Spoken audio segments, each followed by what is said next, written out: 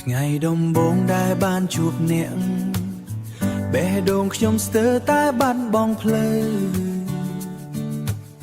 ស្នាមញញឹមអ្នកដូចពន្លឺថ្ងៃបំភ្លឺចិត្តខ្ញុំឲ្យភ្លឺឡើងវិញគ្រាន់តែអ្នកមើលមកខ្ញុំពិភពលោកស្អាតជាងមុនមិនចង់ឲ្យពេលវេលាឆ្លងកាត់ទៅលឿនពេកទេស្នេហានេះស្រស់ស្រាយដូចការីរាល់ថ្ងៃមានតែភាពសប្បាយកាន់ដៃគ្នាមិនបោះបង់ទៅឆ្ងាយជាមួយក្តីស្រមៃស្នេហាដែលភ្លឺពន្លឺក្នុងចិត្តធ្វើឲ្យជីវិតមានន័យបើមានអ្នកនៅចិត្តខ្ញុំមិនខ្លាចអ្វីទៀតទេពេលដើរជាមួយអ្នកលើផ្លូវវែង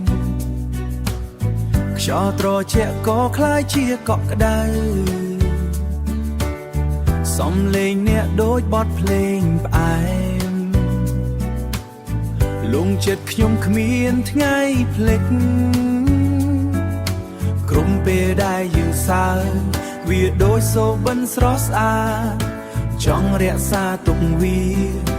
អងរាបូអុយយូរជាងនេះបើថ្ងៃណាភ្លៀងធ្លាក់ខ្ញុំនឹងคลายជាឆាត់ឲ្យអ្នក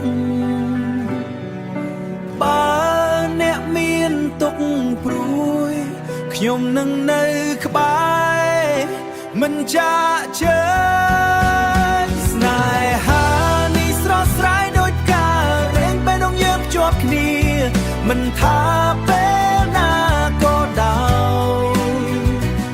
ខ្ញុំនឹងស្រឡាញ់អ្នកជានិច្ចស្នេហាដែលភ្លឺពើក្នុងចិត្តនាំយើងឆ្ពោះទៅថ្ងៃស្អែកគ្រាន់តែមានអ្នកនៅក្បែរជីវិតខ្ញុំគ្រប់គ្រាន់ហើយជីវិតខ្ញុំគ្រប់គ្រាន់ហើ